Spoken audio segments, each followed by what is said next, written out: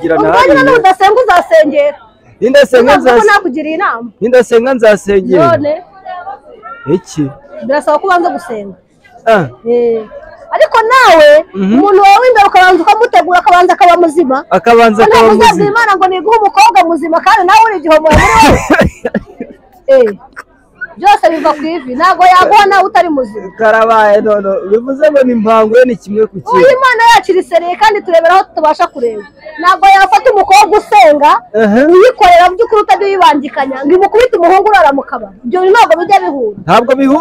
byahura none se ntabwo yamuhereza uwo muhungu kugira ngo nibura nawe amufashe ahinduke ariko ugiye guhindura umuntu muhuye mukuze Imana yamuremye ananiwe kumuhindura wowe mwana w'umuntu nawe uzamuhindura birashoboka reka icyo gikombe Imana izakindenze birashoboka cyane reka nkwereke uremera yuko hari abantu hano hanze baba nyine bafite imico runaka bafite ingeso runaka ariko bahura n'undi muntu akamufasha agahinduka oya Bibiliya bivuga neza ngo nyereka uwo ugendana nawe nkubwire uwo uri we Double7 TV. Hello everyone again, none misubiro wasuzanezere kumeze neza amahoro y'Imana bane namwe ijwi mwumva kuri mikoro nk'ibisanzwe ni rya Mr Birori channel yo ni Double7 TV nk'ibisanzwe ngira ngo murayibona uyu munsi nanone nanjye mbazanira umutumirwa ntabwo ari ubwa mbere mumubonye kuri Double7 TV ntabwo ari n'ubwa kabiri I think abantu benshi mumaze kumumenyera ni umumama witwa Mama Gasaro acururiza hano Gashyushya acuruza imyenda hano mu isoko rya Gashyushya reka tumwakire neza cyane Mama Gasaro wongeye kuguhereza ikaze kuri Double7 TV murakoze Mr Birori mwaramutse neza mwaramutse yego mwaramukanya amahoro yego mbere ya byose Imana ishimwe kuba nanone twongeye guhura uri muzima ufite imbaraga yego yes byose ni ukubera Imana yego hano hanze hari ibibazo byinshi cyane ariko nanone ugasanga ni gute usanga umuntu w'umugabo arimo agenda afite amarira agenda atemba ngo umugore ngo yantanye abana ngo nabyaranye n'umukobwa ngo turabana ngo ntana abana ese bimeze ni gute konzi urukundo rw'ababyeyi bakunda abana babo bigenda bite kugira ngo bafate umwanzuro wo guta abana babo ntabwo wamenya uko bigenda gusa ni ukwihangana guke kuba kuri mu bantu rimwe na rimwe ugasanga wenda ni urugero igihe nta nkundo zikiriho abantu babigize bizinesi umukobwa arifata agatera imibare agashakwa n'umugabo urutase mu myaka kubera amafaranga ni urugero ariko yashyika agasanga wenda ya mitungo wa musaza yagiye akurikiye ugasanga ya mitungo yanditse ku bana bakuru b'uwo musaza ngo wa mugore winjiye muri urwo rugo akurikiye tagati y'imitungo orede yarangije gushya nta kintu azabona tayari kamubaye ubwo rero uwo musaza nawe akibyara agatera nk'uwo mukobwa inda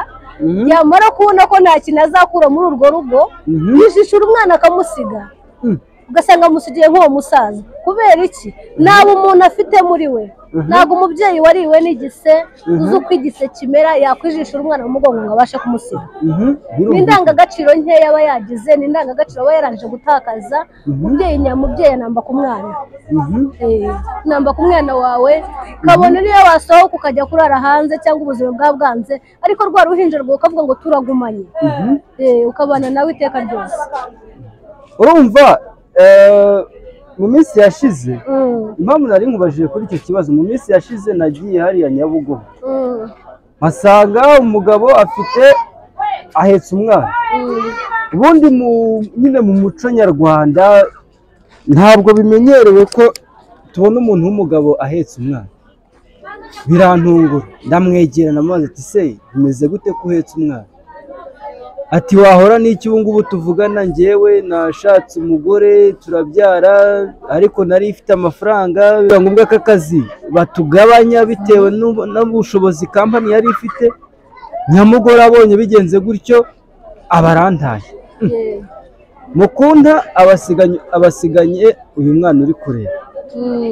ese nawe nk'umumeri niba abakobwa bari hano hanze n'ubundi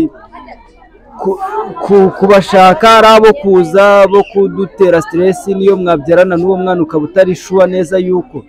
ari bumurere ubundi wabyihorera oya ntabwo wavuga ngo wabyihorera gushaka none kuko abana ni umugisha rimwe na rimwe kuba bafite nuko hari igihe hari ababuze abana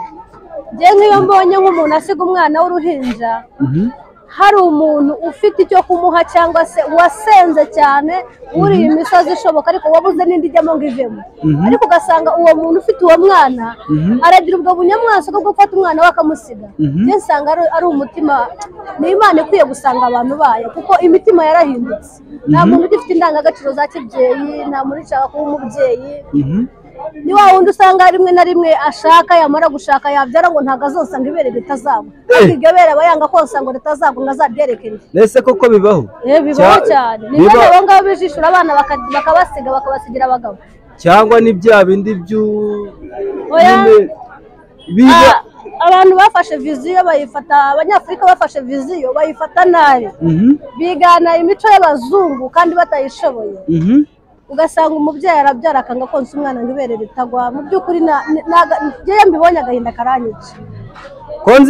konzi yuko buri mubyeyi wese aba ashimishwa nyine no kubona umwana amureba mu maso bakina bagira bate abo iyo mitima yaje gute kuko ni nk'ibyo byose nyine uvuga ngo wasanze umugabo ahetse umwana arimo kurira ndetse no kuvuga ko uwo mwana uwo mugabo yari ahetse nta mugore yamubyaranye nawe arahari none se arahari ariko yaramutaye kubera iki se yamutaye ni ukubera ko wa mutima w'indangagaciro muri wowe w'umubyeyi ntawe afite cya gisa cyamuriye nta nubwo yigeze agiha agaciro ntabwo agiye guha agaciro igisa cyamuriye yari gukunda umwana kabone naho ubuzima bwahinduka gusa ntabwo waheka umwana ukajya guca inshuro wamuheka ufite indangagaciro muri wowe ariko iminsi ya none ngo viziyo yabaye viziyo abenshi bimuye Imana mu mitima bimika viziyo bivuze ngo rero dore ikintu kigiye kubaho hano hanze ko ngewe buriya niyo mpamvu ibibazo nk'ibi ngibi cyangwa biba ngombwa ko negera abamama nk'amwe wenda mubifiteho na experience kugira ngo mudusobanurire mutubwire biragaragara ko ikintu kigiye kubaho ahangaha nyine gufata umwanzuro wo kuvuga ngo ugiye gushaka umugore cyangwa ugiye gushaka umukobwa n'urugero mubane nk'umugabo n'umugore biramera nka bizinesi nka kuri uvuga ati kama mbaye ashoye 500 birunguka cyangwa birashya none ubundi ko tubona n'ababigiyemo nta mahirwe bari kubigiriramo nta mbuto nziza bari kutwereka ntabwo ibyo wabigenderaho ahubwo wowe muri wowe uba ugomba gusenga Imana ukayizera ukabwira Imana ngo jyewe ubwanjye nta kintu nakwishoboza ariko wowe ubanye nanjye hari icyo ntashobora none se ni ukuvuga ngo ingo zose ze ziriho abagabo bose bariho bahetse abana ntabwo abagabo bose bahetse abana nyine ntabwo bose babahetse ariko biracyari ikibazo ariko haracyariho n'abantu bafite imitima hari abantu bazi indangagaciro za kibyeyi yes baracyariho noneho urugero basi aranamugusigire ari n'uwawe uzi ko ari no gukina akabasiga gutyo nta n'umwe wawe urimo kandi bibaho cyane ariko ubundi kubera iki igitsina gore mani kubera iki ku ruhande rumwe ari abagore ni nka bya bindi mugenera bavuga ngo ngasaho umwana amenywa na nyina kubera iki ushaka kuvuga ngo yabasize nta n'umwe urimo ushaka no gusanga bose ari abe n'urugero cyangwa ugasanga muri batanu umugabo atunze wenda nta mwana we urimo ariko reka nkubaze uzi imvune urugero wagiye gupagasa wishyura kuya uzi neza ngo ngiye guhahira ba runaka ariko iyo mvune muri kuyumva kuki muri abagome kwe oya ntabwo ari ubugome oya mubikorera iki wayi ntabwo navuga ngo wenda ibyo bakora ni byiza wenda nk'umuntu waba warakoze icyo kintu cyangwa se ugikora njye namugira inama yo guhinduka kuko mu by'ukuri gufata umwana ukamukoresha umugabo umwana utari uwe ni icyaha cy'ubugome cyane ko minerivare ziri hanze ziravuza ubuhuha uzi kwishyura umwana 200 ukamwambika ukamutuza kandi atari uwawe yagera nko mu myaka wenda nk'umunani imyaka 10 atariko wari uzi yuko runaka na runaka nta n'umwe wawe urimo wowe uhita urwara malariya y'igikura nkota none dore ko bagera gutya nyine bayahuriye hangana oya umva gira message uhereza aba bakobwa rwose yewe no kuri Imana hari natanga ku gitsina gore cyane cyane nago ndi buvuge ku ruhande rw'abakobwa cyangwa se abamama gusa iyo baravuga umunyarwanda cyo umugani ngo uko myuruswe ukoma n'ingasire yes nk'inama nagira abagore cyangwa se abakobwa nabagira inama yo guhinduka bakareka ubugome bakareka ingeso mbi kuko mu by'ukuri bajya bavuga ngo inzara irashira ariko ntabwo igihemu kijya gishira inzara irashira ariko ntabwo igihemu gishira mu by'ukuri iyo ufashe umugabo ukamureresha umwana utari uwe wowe muri wowe mpamya neza ko umutimanama wawe uyu mufite ntabwo ikidodo gishira muri wowe ese aho kugira ngo uhorane umutima uhagaze wumva umutima ugucira urubanza niyo tutahinduka kubera icyo utabwiza umugenzi wawe ukuri niwe warakoze n'ikosa ukamugutaha n'ahantu nakoze ikosa ntabwo nakugendeye neza mbabarira naciye ku ruhande ariko utamureresheje umwana utari uwe. Ikindi navuga ku bakobwa cyangwa abagore babasha gutabana yego ni ukuri abana ni umugisha ku bantu batabizi abana ni umugisha ni umwanda uva ku Uwiteka ni umugisha ni Imana ikomeye Imana iba yaguhaye iyo umufashe ukamuta rero ni ukuvuga ngo ya gift Kristo yaguhaye ubuyijugunye kandi nta nubwo wibutse indangagaciro za kibyeyi igisobanuro cyo kwitwa mama ni ukuri rwose Nyagasana ajya agenera imitima yabo ayimese kandi ayivuga utayimeze none ko hari ababikora nka business yes hari abikora nka bizinesi agatagatinga akavuga ati njyewe nubwo nabyaranye na Birori ni urugero Birori nawe aracyari kwiyubaka aracyari aho ngaho nta kantu arabona ariko hari ikigabo mbona kiri kusirisimbaho kandi ibintu byose kirabyuje rero ku bw'ibyo ngibyo reka mbishe Birori ko yanteye noneho njye kureba uriya mugabo byanze bikunze ibintu byose birahari kuri uriya mugabo nanjye nkaba ndaho ngaho ntazi ibyabaye nyamugabo nawe akagenda agakoboka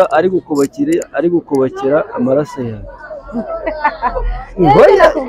njyewe impamvu iyo ntanga urugero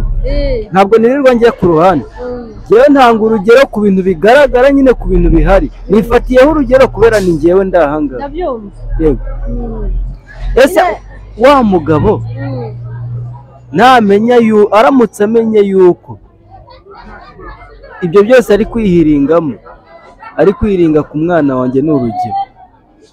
we azabifata gute si babandi dusanga babaye nk'abasazi mu muhanda kandi ari bazima niyo mpamvu usanga akenshi mu rugo mu ngo nyinshi impamvu zihoramo amakimbirane adashira akenshi bituruka kuri ibyo ngibyo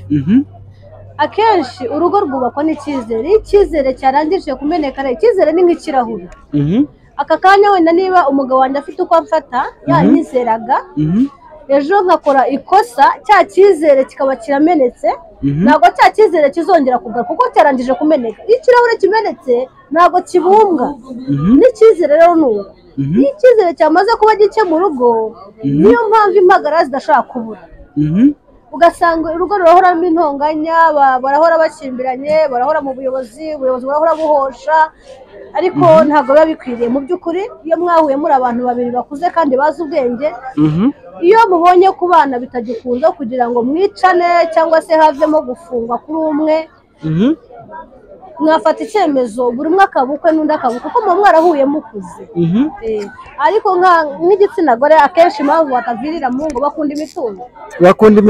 abagore bakunda imitungo kuki muyikunda se mutazi kuyishaka ahanini nyine abatazi kuyishaka niho bayikunda none se mutekereza yuko ayo mafaranga muri kwirukira mutazi n'uburyo yabonetse kubera iki mubikunda nicyo cya kibazo ni ikibazo gikomeye cyane akenshi iyo usanze iyo ubanye n'umusore cyangwa umugabo hari icyo ukurikiye hari ikintu abantu batazi amafaranga arashira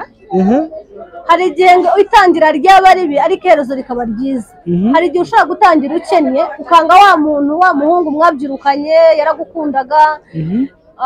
ugashaka ibunaka ku wundi muntu, wa musore wabonye amafaranga afite imodoka nziza afite ibipangu byiza, ariko mu by'ukuri baravuga ngo amafaranga ni umushyitsi uraye mu nzu buracya agasohoka akagenda. Ushobora gusanga uwo mugabo nta rukundo umufitiye muri wowe pe, ni tageti y'amafaranga n'imodoka nziza ikujyanye na cya gipangu cyiza uzinjira usonye, ariko muri wowe indani nta rukundo na ruke rurimo. Iyo ugezeyo rero wa mugabo ejo akagira ikibazo y'amafaranga agashira, kubera ko nta rukundo rwari rukurimo muri wowe, nta cyakubuza kwijishura umwana ngo umusigire umugabo asigara arira, kuko wajyanywe n'amafaranga kandi yashize ntabwo agihari. Hanyuma noneho ndumva abagore mugira imitima 15. Ni 20 ahubwo 15. Icyo abagore bafite imitima myinshi cyane. None se icyambere ufite ukunda, sibyo? Hanyuma yo kugira uwo nguwo ukunda, ufite uguhereza amafaranga, hanyuma yo kugira uwo nguwo uguhereza amafaranga, nanone ufite ushaka kujya gutesha umutwe, ubundi muremye musonze muyihe? Ni ukudakizwa nyine, ntabwo banyurwa.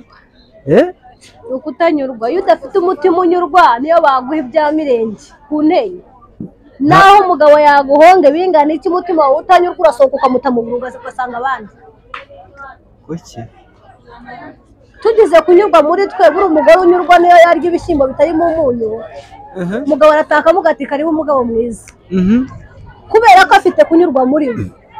Bya bishyimbo umugabo yamuhaye ngo ateke, yabibonye ko ari bwo bushobozi bw'umugabo we afite. Rero aka kanya niba umugabo ahembwa umushahara w'ibihumbi 50 ni urugero,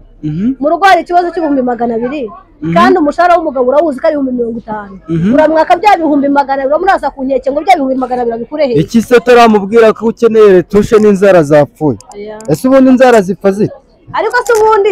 ubundi handitseho ko abagabo rero bagomba kuruhira abagore gusa, abagore bo barwaye amaboko cyangwa bahetse amagi. None se ubundi kari aho ngaho ibintu bipfira, ntawakwishyura fagitire ngo umugabo arahari, ntawakwishyura ngo amaretushe umugabo arahari. Njyewe nkeneye mumbwire inzara zipfa zite, umusatsi upfa gute? Kandi wumva garasheri inzara zapfuye ngo umusatsi wapfuye, inzara zirapfa. Wenda zapfa, wenda yabuza amujyana muri salo, yategereje kuri wa mugabo. Zipfa zite jewe ko hari ibintu mba ngomba kwegera abamere nkamwe. Ibishyimbo ibishyimbo se byo birapfa? Ibishyimbo byabura imvura bigapfa bikuma. Icyo cyo ndacyemeye. Yego. Ikindi uraza ko njye ntabwo mbyumvisha neza, niyo mpamvu negera abamere nkamwe binararibonye, mudusobanure mutubwire tazagwa mu buyobe.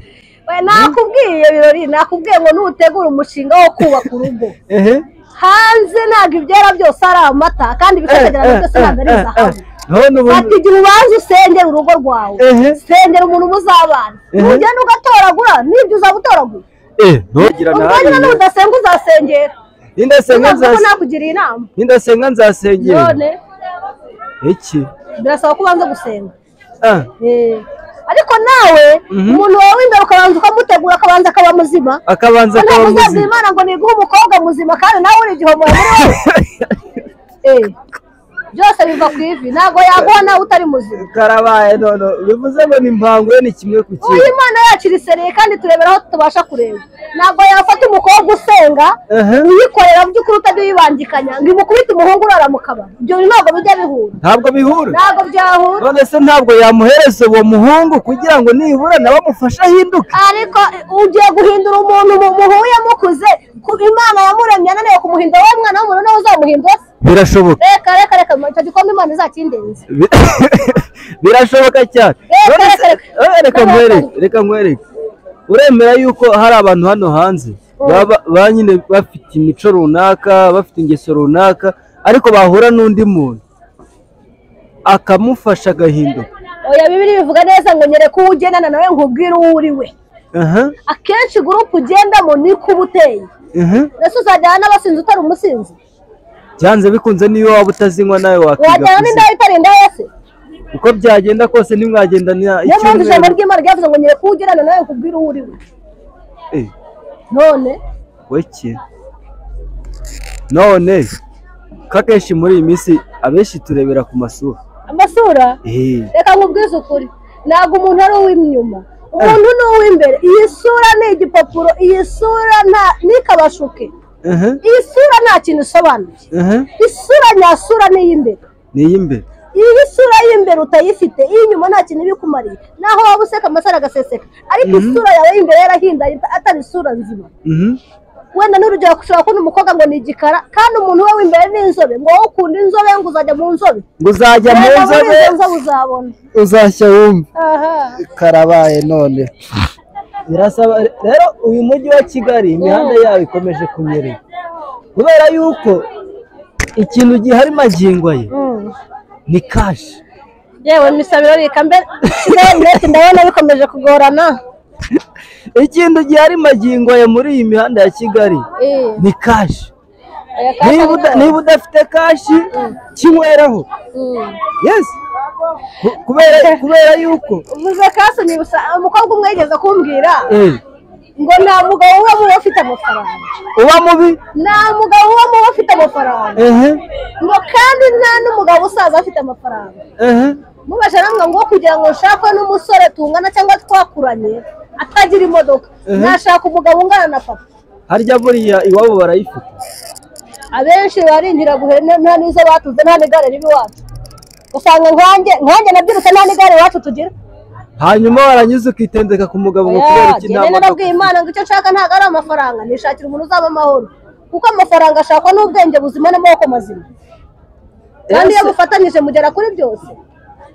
izo njuga rero muri iyi minsi ntabwo ziri gukora niyo mpamvu bikomeje kugorana ubona ingo nyinshi zirimo gusenyuka abagabo uhura n'umugabo ku muhanda ahetse umwana sawa wagobere wigeze ubona mu myaka yashize wigeze ubona umugabo ahetse umwana agenda afunguza cyangwa se ari mu rugo akora imirimo mu rugo ahetse umwana nese ubundi birashoboka usibye ko ari ibingibi ngo iterambere ryaraje niyo viziyo mwerekeye urubyiruko murufite ibibazo hanyuma ko mbona bikaze mu 2025 2040 bizaba bimeze cyane nanjye njyabwira Imana ngo izantize ubuzima nyine ari ibintu 2040 cyangwa na 50 bizabe ngihagaze nyiriho bizaba bimeze bite bizaba bikaze uziko iyo nzira izacibwamo n'uwasenze uziko n'ibintu byo kubyarana nyine ibintu byo kubyara n'abana bakarerwa bizaba byarahagaze kubera yuko ibyinshi uzasanga bikorwa n'amarobo noneho ubundi ubwenge bwo mu isi burimo buriyongera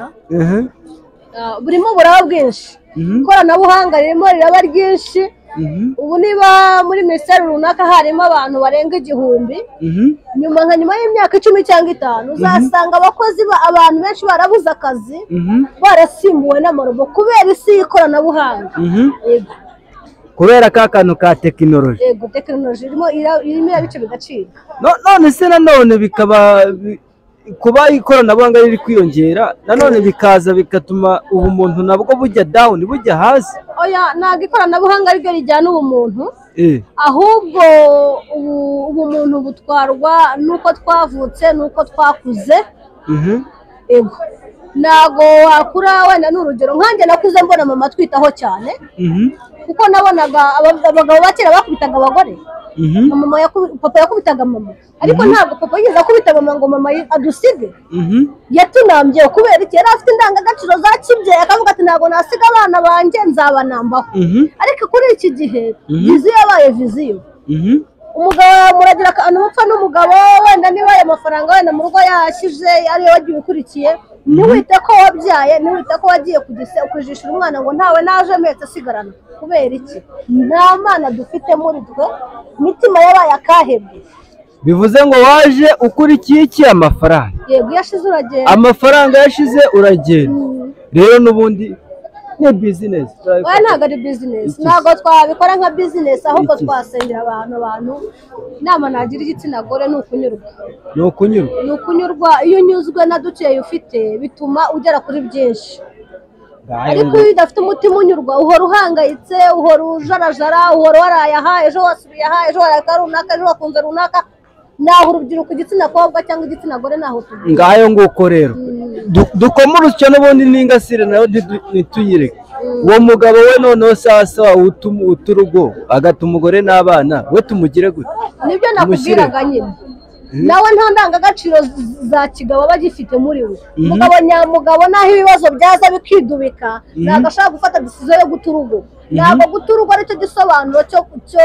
cyo kubaho. Ushobora no guturwa urugo ngo nirwo gukonsoma cyangwa se tumuhangayitse naho ugiye ntugira amahoro kuko wataye abana. Igisobanuro cyo kwitwa papa wakibagiwe, igisobanuro cy'umubyeyi wagitaye, nta mahoro yo mu mutima wagira kandi hari abo wasize inyuma bakeneye papa. Hari umugore wasize inyuma ukeneye umugabo kandi ntabwo ari bukubone. Amahoro wagira ni ayahe nkawe umugabo utaye urugo? Urumva hari ayo wagira?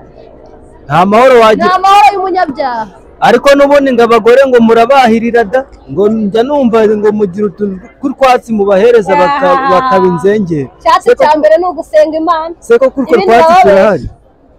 Ntabwo nabihakana ko bitabaho simbizi. Ariko nk'inama nagira wenda nk'abo babifite cyangwa babikoresha, kwizerera muri izo nzaratsi ntabwo ari cyo gisobanuro cyo kubaka urugo. Ahubwo iyo ubonye ibintu bigucanze mu rugo waramenye Imana, wiherera mu cyumba ugasengera umugabo.